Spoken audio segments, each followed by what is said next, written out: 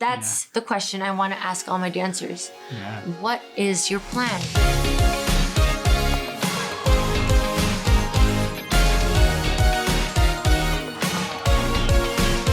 The goal is to pay my dancers. What they do with it ultimately is up to them, which is something that Liz and I were talking about, which is have like financial literacy for dancers, because it's definitely, I think, a gap in the market in regards to. Oh, and catch MRA in my podcast very soon too. Oh yeah. Check that out. It's like, what do you think are some of like the more common mistakes that dancers don't get when it comes to handling their money? Because dancers are living gig to gig, paycheck not consistent. to paycheck. It's not like, unless they have a part-time gig or whatever that brings in consistent. But a lot of them are living on that hustle pre-corona. But even then, like, what are some of the what are some of the mistakes that you see them do? Don't do? Everyone needs to handle their money a lot more. That not just dancers, just everybody. But I think it really starts with the spending habits. It starts there. Like, not going out so much, I'm being honest, not going out to eat so much with your friends, like learn how to cook, not shopping so much, not like, oh, I need shoes to dance. I'm all like, no, you have shoes to dance. You've been surviving off of that. You don't need new things until it's completely gone. Like, really being more resourceful and really knowing what you need and what you want. So it starts with the spending habits first.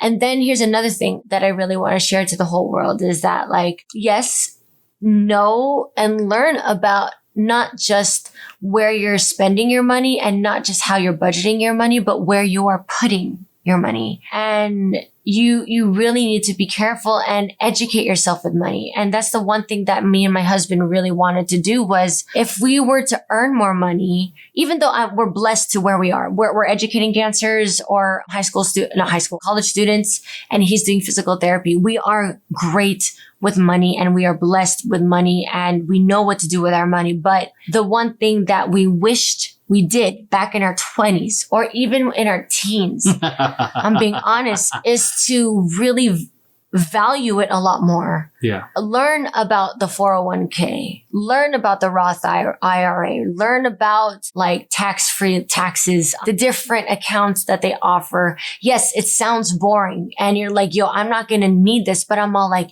you guys, you invest your money in classes. You invest your money in shoes. You invest in money in trainings.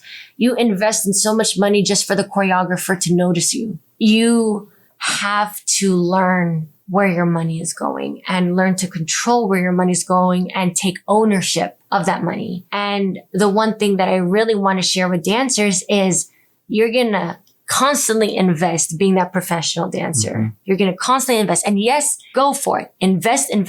Get those headshots, get those reels, get those auditions, nail it. But once you get that dream gig, what is the plan? That's the question I want to ask all my dancers. Yeah. What is your plan? Because if you're going to just spend all of it on something, you need to replan. Yeah. Just put all that in. Fucking put it to rent or put it on some. Yeah. And I'm just like, my business with my husband is just to educate our dancers in different vehicles, diversifying their portfolios, knowing where to put their money and investing in the right places. Because I'm being honest, my family never taught me that. Yeah.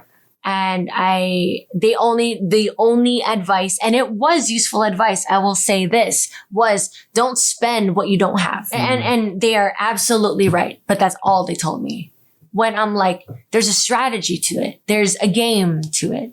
Just like how you guys are investing, the game on how to get noticed with your choreographers.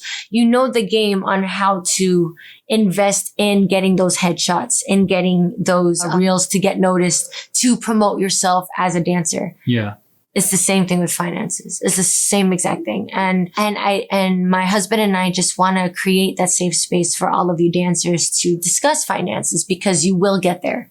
You will, because finances is everywhere. You're saying like, no, finances isn't everything, but I'm kind of like, this camera that I'm talking to right now. This camera I'm using is $1,200. There you go. It's rent for some people. The where you're watching me on YouTube right now, that costed money. The YouTube, no. But the phone or the tablet or the computer you are watching me right now has to do with money. The place, like look around the four walls, that's money. So it's not everything, no, but it is a part of our lives. Covers a lot of things. It does. And we just want to be that safe space for you all. That's all we want to do is just to educate, help you go and get to the next step with your finances, plus enhancing your artistry. That's all. Because it's hard to be an artist, because I hate the term starving artist. Yeah, no, I hate that. That's one of the reasons like I didn't want to do temper tantrums. Like I didn't just want a bunch of fucking starving artists. No, we don't want to starve artists. And I consider myself like a proud capitalist. Yes. But like not in the sense of like, taking advantage of people, and more in the sense of like capitalizing on our gifts to be of service to other people. Mm-hmm. Like I fought really hard to make sure that my dancers were paid a fair rate. I pay my Vision Paradox employees at a rate that they deserve. And you want people to be happy with their artistry. It's different when you're an artist who's desperate versus an artist who is coming from a place of abundance. So the only way you come from abundance is not, you don't think about abundance and be like, oh, it's going to happen. You have to be able to take care of what's in front of you. Yeah. And if you don't, and it's, it's almost like, I know you motherfuckers have the chair or the bed where you throw all the clothes on there and you leave it. It's like that, and I have that too, but it's not until you take care of it, like all the dirty laundry, that it's, clean, so to speak. Yeah. So it's the same. Like, I think it's many aspects as well. There's many aspects in our lives that our dirty laundry is just there. We're not taking care of it.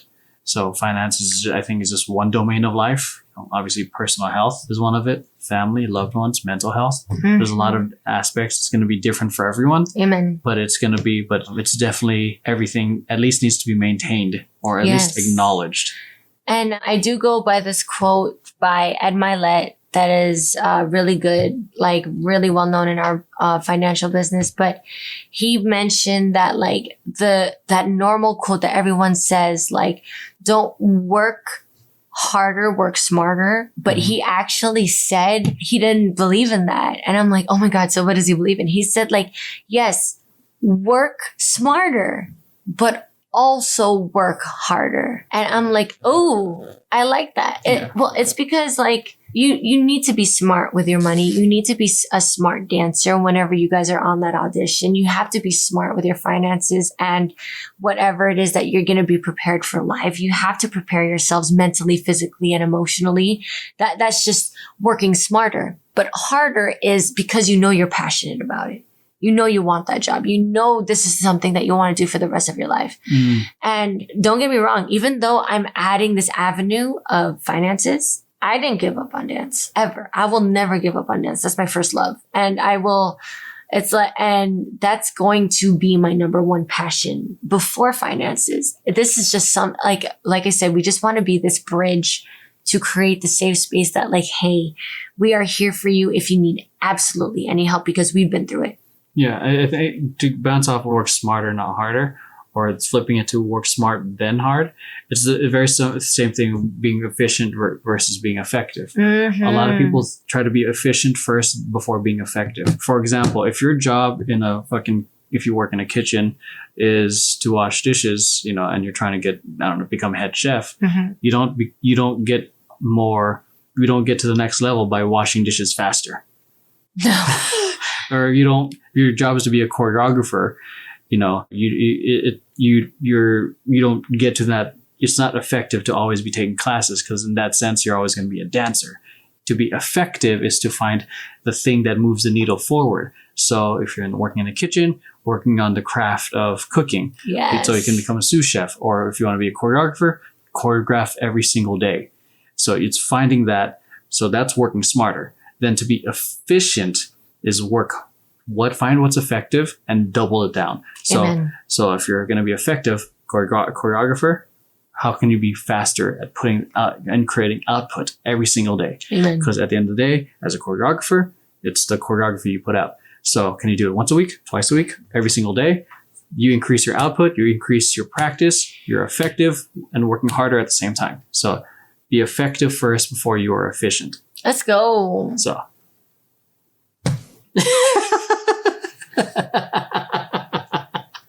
That's all I'm gonna say. Let's go. So yeah, I mean, just to not confuse that, because a lot of people are working faster, but they're going nowhere fast. Oh my gosh, we're a big believer of it's all about the quality, not quantity. Yeah, because and that's one thing that I like to bring into Temper Tantrum, because we're doing a lot of these extra trainings. I think like when I first started, like I don't want to do any extra trainings. So I'm like, you should be knowledgeable, at least in the craft.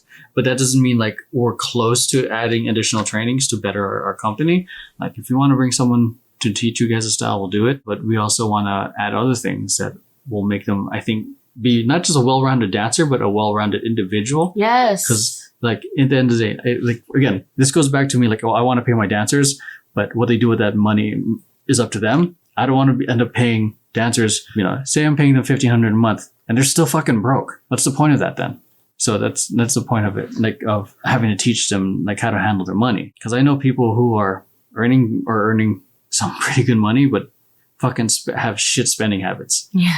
And then, and then other things I want to add for Temper Tantrum is obviously learning how to become their own personal brand. Because like I was telling you guys, I believe that the personal brand is going to be the ultimate leverage eventually in any future economy. For whether it's a micro influencer, nano influencer, it's going to give you leverage separate from the company you're working for. Because if you have a platform, you have attention, which is what people will buy.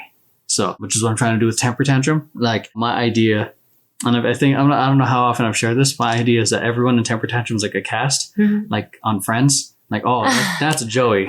That's a Joey. That's a Monica. Rachel. That's a Monica. Yeah. So when people look at us, oh, that's a Liz, such a Liz thing to do. That's what I'm thinking, because ultimately people connect with personalities, which is why I'm doing the podcast. I love that. So, and then people buy into the personalities, and then people potentially buy merchandise or whatnot. But ultimately people buy into those personal brands, and those personal brands, I want my dancers to have their own personal brands. So much so that they can eventually leave Temper Tantrum to do things on their own, because it's cool if they stay, even better if they leave, because they can, not because they suck, but to the point where they can support themselves, which is like, I don't know. It sounds weird because I don't think any employee or employer wants their employees to leave, but like I'd like them to be able to do that, because then they got to grow eventually. Yeah, because then they grew into their own thing and they blossomed out of it. But who knows? They're nice little things I'm imagining for the company. We're only like under a year in, but we got some nice wins. We got a Kickstarter funded. We got 2 films coming out. So, but